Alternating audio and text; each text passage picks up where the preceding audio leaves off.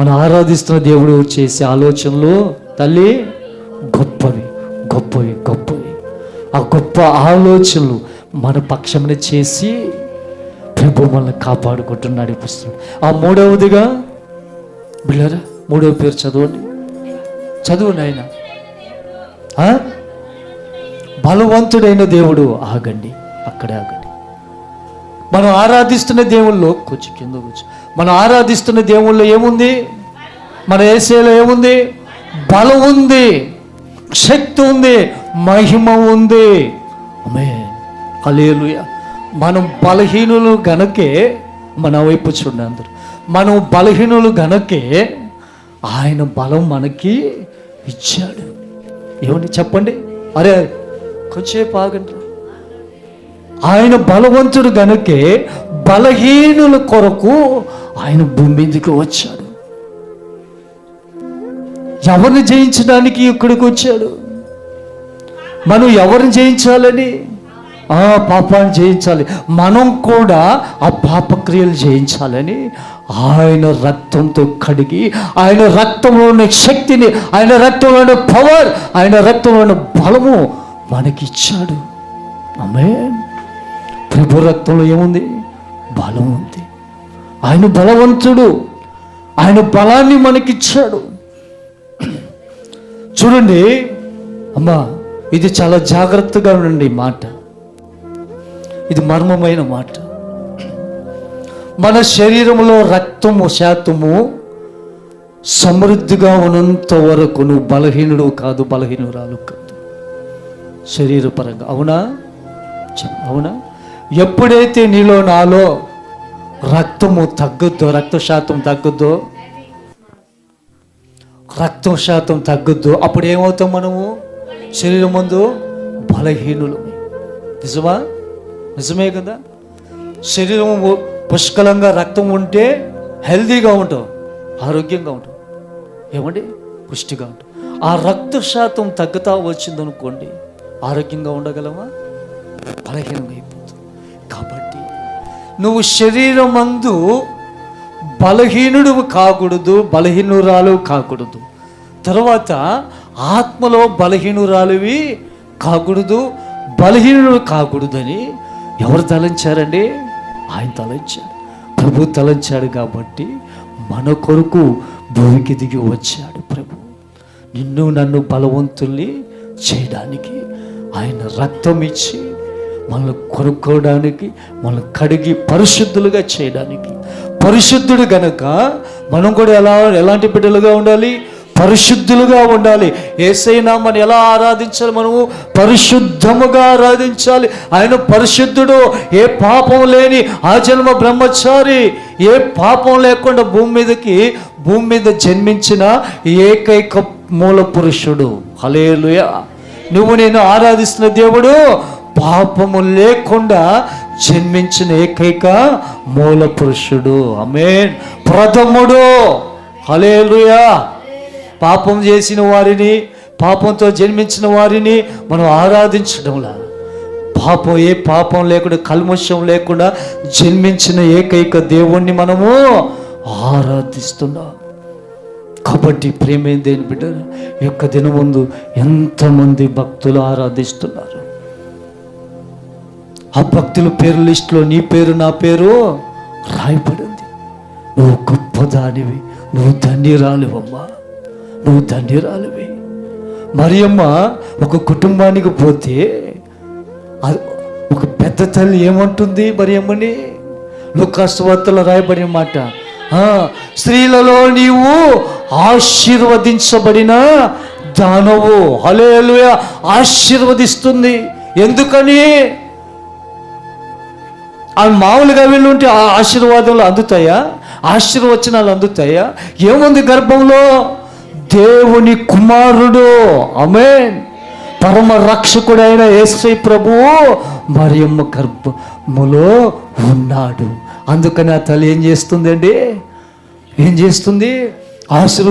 మరియమ్మ గర్భంలో ఉన్న కుమారుడైన యేసు ప్రభువు, మన పరమ తండ్రి యొక్క ఆశీర్వాదాలు పలికిందో ఆ తల్లిని ఏం చేస్తున్నది? ఆ తల్లిని ఏం చేస్తున్నాడు ప్రభు?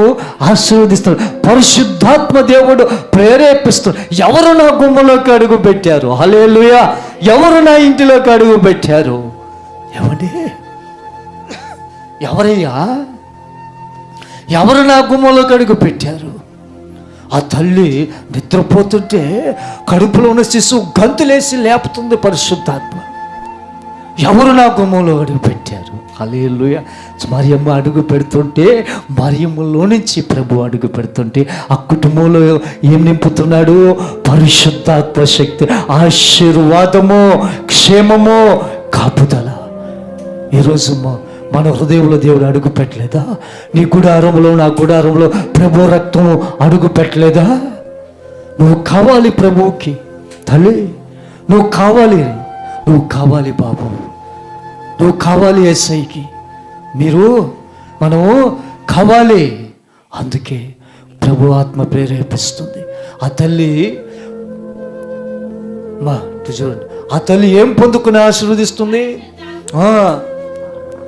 పరిశుద్ధాత్మ పొందుకొని ఆత్మలో, పరిశుద్ధాత్మ పొందుకొని ఆత్మలో ప్రేరేపించబడుతూ, నువ్వు స్త్రీలలో నువ్వు ఆశీర్వదించబడిన దానవు, నీ పేరు గొప్ప చేయబడుతుంది. హల్లెలూయా! నా ప్రభు తల్లి నా గుడారంలో అడుగుపెట్టరు, నాకేలా ప్రాప్తించింది?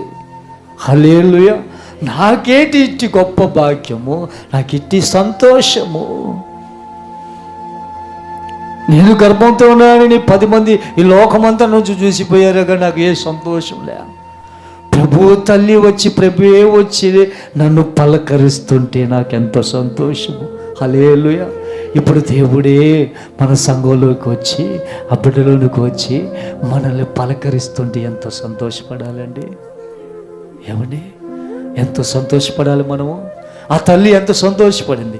సంఘంలో, మన సంఘంలోనికి మన ఏ పాటిదండి? మహామొగులు ప్రార్థన చేసిన ఈ యొక్క ఆశీర్వాదం దొరకదు. ఇంత పెద్ద సంఘాలు దొరకదు. ఏమండి? మాట్లాడేది దేవుడు తక్కువే. ఏ హృదయం కలిగి ఉంటే వస్తాడు దేవుడు. విరిగి నలిగిన హృదయం కలిగి ఉంటే అదిగో దిక్కులేని సంఘం మీద ఆయన దిక్కువై నిలుస్తాడు. దిక్కులేని బిడ్డల మీద దమస్కు పట్టణంలో పౌలుని ఎలా పట్టుకొని మార్చాడో, ఆ బిడ్డల మీద కనుదృష్టి ఎలా ఉందో అలా నీ మీద, నా మీద కనుదృష్టి ఉంచుతాడు. ఎందుకంటే ఇదిగో ఇల్లు దిక్కులేని బిడ్డలు, నేను తప్ప వేరే దిక్కు సాయి చూడటం లేదు. ఇది నన్ను ఆశ్రయిస్తున్న బిడ్డలు మనుషులు ఆశ్రయించడం లేదు. రాజుల దగ్గరికి వెళ్ళలా, ప్రధానుల దగ్గరికి వెళ్ళలా, వీరు నన్ను మాత్రమే ఆశ్రయిస్తున్నారు. చీకటి శోధించినా నన్ను ఆశ్రయిస్తున్నాడు, అప్పులు శోధించినా నన్ను ఆశ్రయిస్తున్నాడు, రోగాలు వచ్చినా నన్ను ఆశ్రయిస్తున్నాడు, నిందలు వచ్చినా, అవమానాలు వచ్చినా, బాధలు వచ్చినా నన్ను ఆశ్రయిస్తున్నారే. వీరికి నేను తోడుగా ఉండాలా వద్దా? దేవుడు తలస్తున్నాడు కదా, అందుకోసమే దిగి వస్తున్నాను, అందుకోసమే దిగి వస్తున్నాను. ఇప్పుడు మనకంతా, ఇప్పుడు ఆ బిడ్డ చెప్పిన, ఆ బిడ్డ ఒక మాట నిన్న ప్రార్థన చేస్తే ఏమనింది? క్రిస్మస్ సంబరాలు. ఇప్పుడు నువ్వేం చేసుకోవాలి? ఇప్పుడు సంక్రాంతి ఇప్పుడు ఏం చేసుకోవాలి? క్రిస్మస్ సంబరాలు. దేవుడు మాట్లాడాడు, ఇది ఒక సంబరం మనకి. హల్లెలూయా! ఈ దినమందు ఏం మాట్లాడాడు? ఎవరు మాట్లాడారు? ప్రభు మాట్లాడు. ఇది కదా సంబరం. హల్లెలూయా! ఈ సంబరాన్ని జరుపుకుంటున్నా నీవు నేను గొప్ప ధన్యులు. హల్లెలూయా! కాబట్టి